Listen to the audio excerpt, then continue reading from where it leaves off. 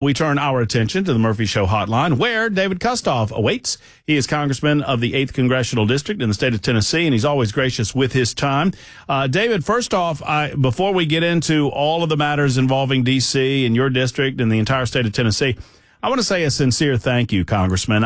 You serve the District 8, and, for the most part, we don't quite reach your district, but you are so available to us in Middle Tennessee, talking about what your efforts are in Washington, D.C., what you're trying to do for your constituencies, but by extension, the entire state of Tennessee. And I just want you to know that I appreciate that.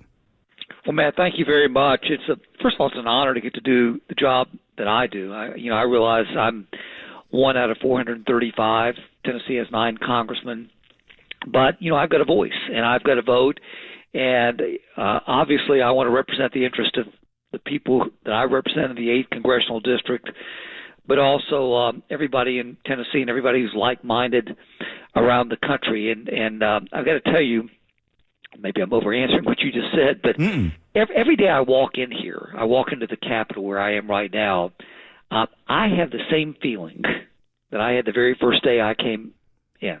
And probably the same feeling you would have if you were here right now. I mean, this is the greatest country on the face of the earth. But we can never, ever, ever stop fighting for our freedoms and our values. And so I'll keep doing that each and every day I've got this job. I didn't want to interrupt you because it was such a great answer. But when you said it's probably the same feeling that you would have if you were here, I was angry. I'd be angry.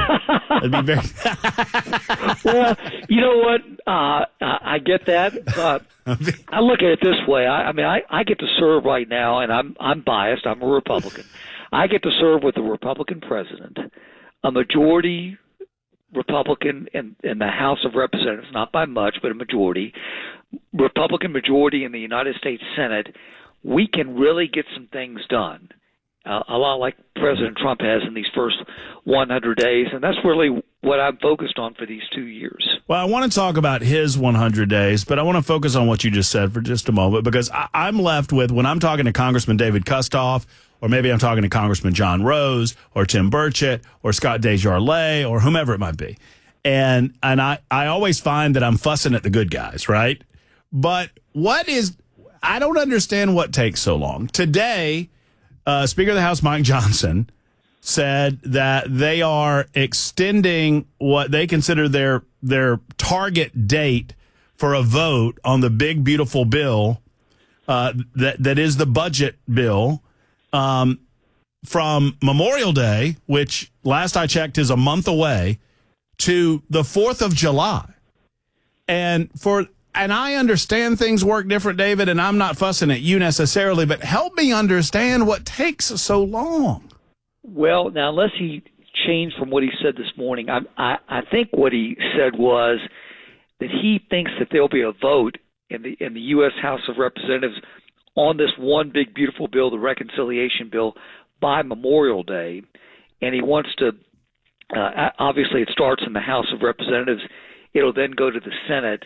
I think the goal is to try to have it on President Trump's desk by July 4th. Unless he said something differently after he talked to the Republican congressman at 9 o'clock this morning. All right, maybe I misunderstood. It might be me, David. So well, no. I think the plan right now is for us to vote in the House of Representatives on this big bill by Memorial Day. Obviously, it's got to go through its procedure and machinations in the Senate, and to get it on President Trump's desk for his signature by July 4th or by this summer. So tell me, before we grade our chief executive, and I feel like the House of Representatives perhaps is seeing a little more action than the United States Senate, but how would you grade the Congress's first 100 days of Trump's presidency, and help us as Tennesseans understand what at least the House has gotten done? I know you can't control the Senate. You were one of 435, as you mentioned, in the House, but what are a few of the things that you point to that you're proud of that the House has been able to get done? So there are a number of things working up to the one big beautiful bill. The very first bill that President Trump signed was the Lake and Riley Act. And we all remember what happened with Lake and Riley. Tragic, ties back, obviously, to illegal immigration. We passed that bill early in January so that President Trump could sign that. I think that was the very first bill that he has signed. We have been working very diligently at trying to repeal a number of the Biden executive orders and executive actions that were taken in the last days of his presidency. And we can do that, Matt, under something called the Congressional Review Act. And without getting too wonky and in the weeds, when the president, in this case former President Biden, takes executive action and it's within a certain number of days, we can essentially Congress can repeal those actions by the Congressional Review Act, or by purview of the Congressional Review Act. And we've been doing that. In fact, we've got another one of those type of bills that we're going to be voting on after I finish my interview with you. But I think the big thing is we're getting ready. I don't know how many times I've used the term one big beautiful bill. We're getting ready for the one big beautiful bill that includes the tax part that I'm working on the Ways and Means Committee, the border security stuff that Congressman Mark Green is working on through Homeland Security, the energy policy that other committees are working on. All these things that Donald Trump campaigned on in 2024 are going to be up for a vote later in May, and we're building up to that through our committees right now so that we can get this bill ready by Memorial Day. For those who don't know, if someone came up to you and said, Congressman David Kustoff, when you say one big beautiful bill, what do you mean? Why does it have to be a quote-unquote reconciliation bill? Will you help folks understand that? Yeah, so this is kind of wonky also. When we take a vote in the House of Representatives, if it passes by a majority vote, then it prevails. In the U.S. Senate, they've got something called cloture. And so with cloture, for most votes, not every, but most, it takes 60 votes to get it through the Senate. Now, you look at the math right now, in the House of Representatives, there are 220 Republicans, 218 is the majority. In the U.S. Senate, there are 53 Republicans, 47 Democrats. 53 doesn't equal 60. So there's a process in the Senate that's called reconciliation. That essentially, Matt, gets you past the 60-vote threshold that they have in the Senate. But that vote has to be tied somehow back to the budget. Now, that's an oversimplification, but that's how it works. Since right now, politically, Republicans have the White House, Donald Trump in the Oval Office. Republicans have a majority in the Senate. Republicans have a majority in the House. We can use reconciliation to get our legislation enacted, but not have to deal with the 60 votes in the Senate, as long as what we are working on relates somehow back to the budget. So, is this and when you say budget, you're talking about fiscal year 25-26? I'm talking about a budget vote that we actually took, I don't know, maybe within the last 6 weeks. The Senate, as you remember, took the vote. Is that for budget 24-25 or 25-26? It's a budget for this upcoming fiscal year. Okay, so 25-26. Okay. That actually extends out probably. Because we did the CR to complete the budget year 24-25, right? Well, so that's actually appropriations. So the budget and the appropriations are two different things. They're both related to the money and to how we want to expend money, but that continuing resolution vote actually approved all the dollars that would be spent through September of this year. Right. So what I'm looking for, what I'm trying to figure out is the big beautiful bill. is it going to include the Republican cuts in the federal budget as identified so much so by DOJ? Because the only thing that DOJ can do, in my estimation, is identify the waste and fraud and abuse. Congress has to act to cut it out.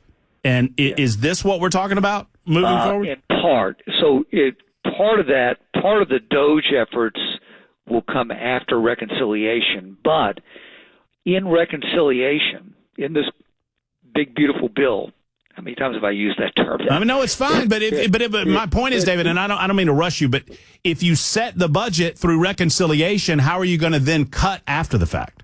Well, so this reconciliation bill is identifying cuts, some of which DOJ has identified, some that are separate.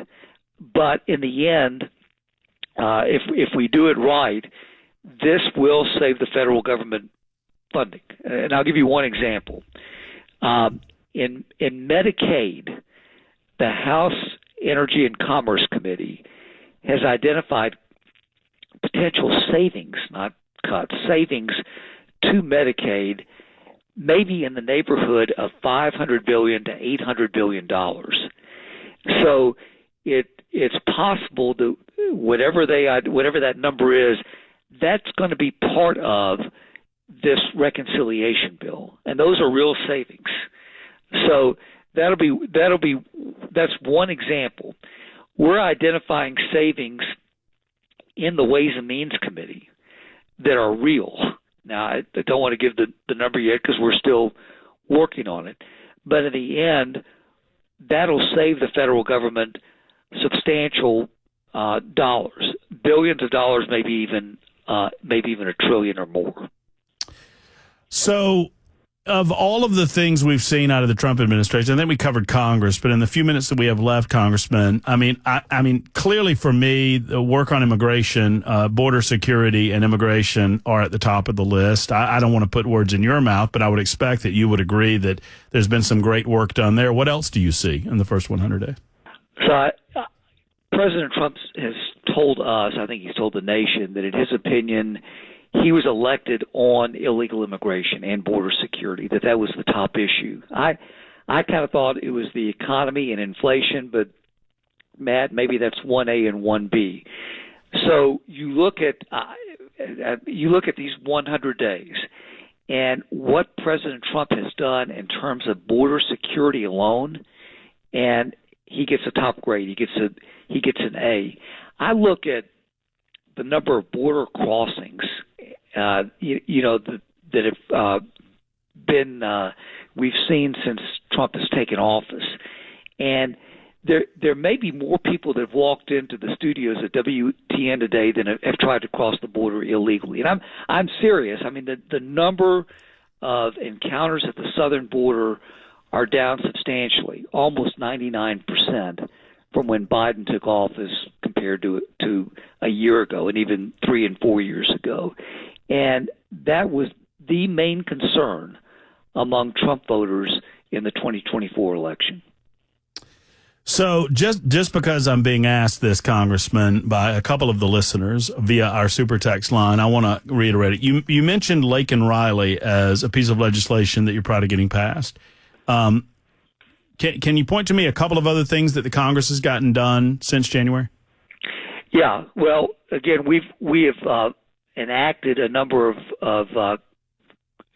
bills under the Continuing Resolution Act, or I'm sorry, the CRA, to repeal some of the Biden initiatives that he took right before he left office in the last, 120 days that he was president. We voted on a number of energy policies to support President Trump in that initiative. Have you passed them? And we passed them in the House. Now, some have sat in the Senate, some have been enacted in the Senate, but the Senate moves slower than the House. And then you mentioned the passage of the continuing resolution. That was a big deal, Matt, because we actually saved money because we froze the spending, except for defense, but we froze the spending on everything else at the 2024 levels. David, I promise I'm not fussing at you, but you mean the budget that overspent by almost $2 trillion? That one? No, I'm talking about the 24 budget didn't overspend by almost $2 trillion. No, I'm talking about freezing the spending so that it didn't increase. Right, keeping it at the levels, the 24 levels, which overspent by almost $2 trillion. I understand, but I mean, David, I'm not blaming you. I'm just trying to keep it real. I don't know that it's $2 trillion. But it was almost $2 trillion of overspending in fiscal year 2024. But Biden wanted to spend above that. Look, I get it. I just, the people that I talk to are begging for more congressional action, and that's the message that I would leave you with. They are begging for it. I think that they will see. Well, the bottom line is, if we do our job on this big reconciliation bill, they are going to see significant savings in the tune of trillions. I hope so. And that will be significant. I think you'll see that out of the House. We'll see what happens when it goes to the Senate. But President Trump has charged us with those savings. We're going to do it. I've kind of hinted at what we're doing in the House Ways and Means Committee. I've identified some big savings that the House Energy and Commerce Committee has identified that they'll be voting on in the next week, and I think that'll be significant. Again, we all heard the cries from people when they went to go vote in November of 2024, and we all know what not only the deficit. You've talked about the deficit. I also look at the debt, and the debt is between $36 and $37 trillion. Well, Congressman, I once again, oftentimes when we talk, I'm fussing at Washington, not at you, but and you know how it goes. But I want to leave you with this in the minute that we have left. Tell me about the fish fry in Paris. I was jealous. I saw you. Yeah. I was jealous. That is Paris, Tennessee. Henry County has the world's biggest fish fry, and so it's an honor for me to get to go almost every year. Some years we're here in Washington and voting, and so I don't get to go. But they estimated, Matt, that there were 43,000 people in Paris, Tennessee, for the fish fry parade and for the luncheon later on. It's a big deal. You get to hear from people directly as they call into you and text into you and everything, and you're kind of on the front lines. Being able to be there in Paris, Tennessee, with all those people allows me to do the same thing at street level and at base level, and that's invaluable because it tells me exactly what's on people's minds right there and then.